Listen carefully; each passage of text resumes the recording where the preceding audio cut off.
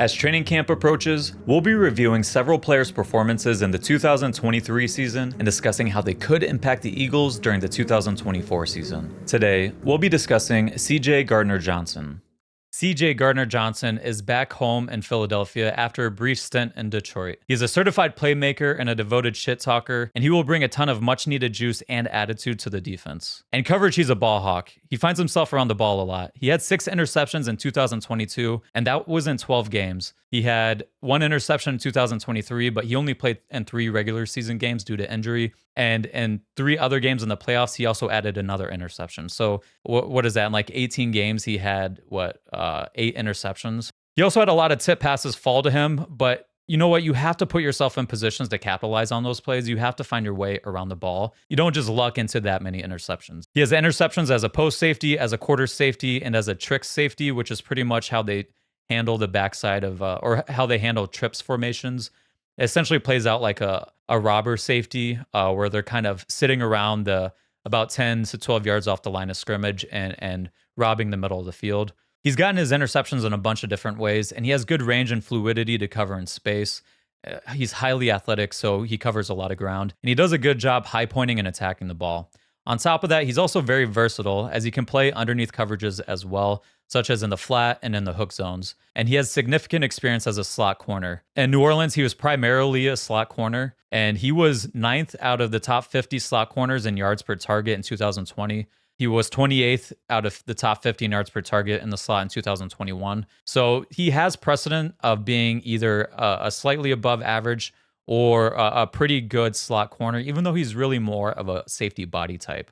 But his speed and physicality show up when playing underneath coverages as well, because he's able to close space so much quickly and make tackles. And if you haven't seen our videos that we talked about, the nickel corners in last week's video, give that a look, because you'll understand why being fast and being able to tackle guys underneath is so huge for the Fangio defense. And run defense, he's physical as well. He will square up, lower his weight, and strike and drive through the ball carrier. If you remember the Isaiah Pacheco hit in the Super Bowl, he's one of those guys that will just give his all on tackles. He has good size as well at 5'10 and 210 pounds. That's a pretty thick guy. Listen, offensive linemen and tight ends are going to get the best of him, but there's a couple reps on tape where he runs through an offensive lineman to make a stop on 3rd and short. So you don't get that out of guys that are 170, 180 pounds playing inside. He's good playing the run from the box or coming down from the top, and he's quickly able to diagnose which interior gap that he needs to fit in, even with motion. Now, some of his downsides, his tackling can definitely be better. He misses a lot of tackles in the run and pass game. He flies to the ball with his hair on fire, but he's often out of control, or he's going for a hit stick and he doesn't wrap guys up. In 2023 is a very small sample size, but he was 98th out of 111 safeties and missed tackle rate. He was 83rd out of 100 in 2022. So he has some stuff to work on there. In coverage, he's often high in his back pedal and has inconsistent footwork. He still is able to break on the ball quickly because he is just a good athlete. But you can still tell he's a little new to safety. Like I said, he primarily played slot corner in New Orleans. He primarily played slot in college. He didn't really start playing safety until he came to the Eagles. You can see some of those nuances of playing deep coverage are just missing a little bit. And that'll grow with time and the more that he gets to play in that position. So, some things that he can do better, understanding the weaknesses of the defense and how offenses try to attack it, so you can put yourself in position to take away those throws and those and mitigate those weak points. He needs to leverage himself properly to take away throws, and he needs to take better angles when breaking on the ball as a post safety. And in run defense, he will occasionally get out leveraged on blocks or lose contain as the force defender. But those are little things. Overall, he is a very good player and he makes a lot of plays. He's going to make a lot of plays for the Eagles this year, and is someone that is sorely needed for the defense. So Eric, I'm excited to have him back in Philly. What are your thoughts on him? Yeah, he has definitely an interesting journey, because he played exclusively like slot corner prior to coming with the Eagles, and then that's when he had his big breakout year. Then he goes to the Lions and only plays not even half a season. So as you said, he doesn't have that much experience in that position. And I went back and I watched a lot of them in preparation for this episode. I totally agree with you. The reason that he's always in position to intercept it is because he's really quick to diagnose what the offense is doing. Now, nobody's going to be right 100% of the time, but you want to have someone who has at least confidence in their eyes that they're figuring out what the offense is trying to do, and he does that, and he reacts really quickly on it. The tackling was brutal. It's to me, it especially shows up when he's going against like stronger players, bigger bodies. Now, I guess you could say that against any defensive back, but with him specifically, it's that he comes in like a freight train, regardless of who he's trying to tackle. So if I'm going and trying to tackling like a George Kittle or a Josh Allen or someone like this, you probably want to be a little bit more conservative, chop your feet, and really try to make a good form tackle as opposed to come in for the big blow where you could get away with that against like smaller receivers. So in that sense, I think the tackling is fixable, but he's now put up like 5 years of tape where it looked not good. So it's definitely a trend. As we talked about in previous episodes, a lot of the run fits that Fangio likes to use funnels the ball carrier to the outside for the safeties to come in and tackle them. So you hope he can cut down on some of those missed tackles. One thing that stuck out to me like a sore thumb when watching him is he is an extremely vocal communicator. So much so that he was out for like several weeks in a row. He came back in and right away he was like the captain of that secondary in the sense that he's making a ton of signals at the line, pointing to where guys need to do like respond to motion. That'll be very important next year because, you know, most of these guys, all the rookie corners they're bringing in and with CJ, there's going to be an adjustment period because there's such a logjam of slot players. I don't think he'll get a lot of snaps from that alignment. When they first brought him in, I go, oh, here you go. We got our nickel corner and he can moonlight as safety. And then now you see as the roster is developing that's not the case at all. He's going to be playing pretty much exclusively safety. Now, he brings more to the table in run fits than your typical slot corner. In our Isaiah Rodgers episode, we said, given his talent, but also given the myriad of outside corner options, he might be relegated this slot.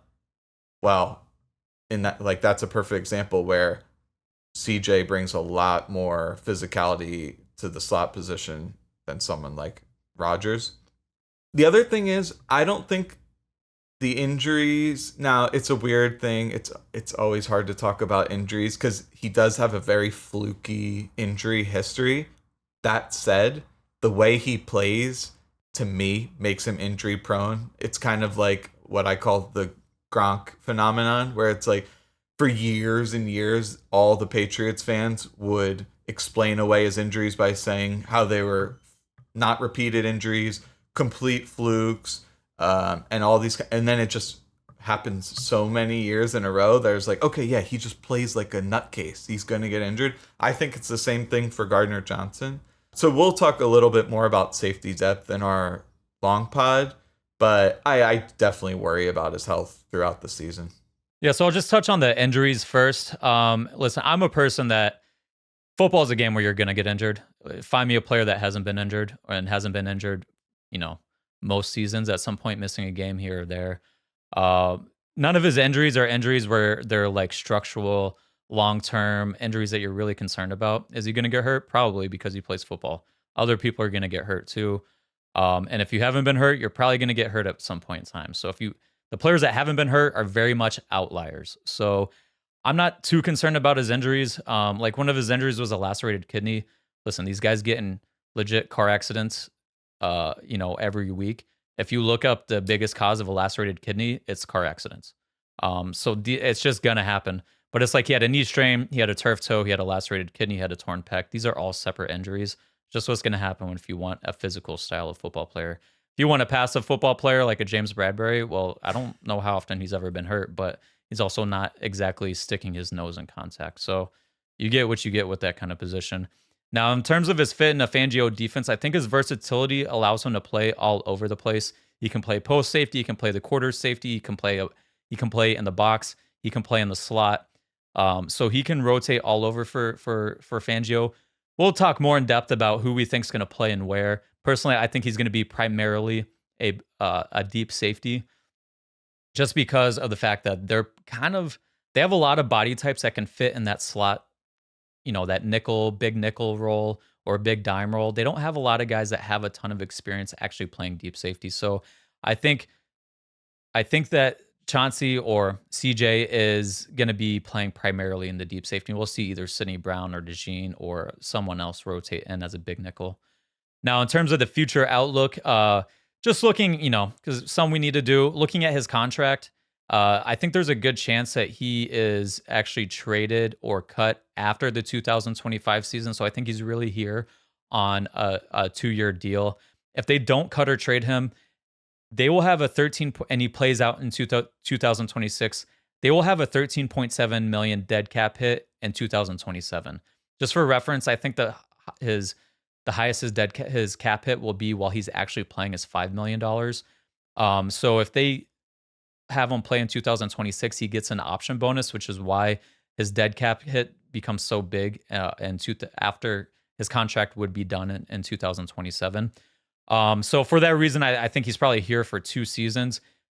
The other option is they could extend him, which you can then flatten out that cap hit, but he'll be 30 by the time that extension kicks in. And I don't think they're going to be in the market for extending 30-year-old players like that. I think they're more likely to roll with Reed Blankenship. I think they're more likely Sidney Brown should be up to speed by then. DeJean may be playing full-time safety by then.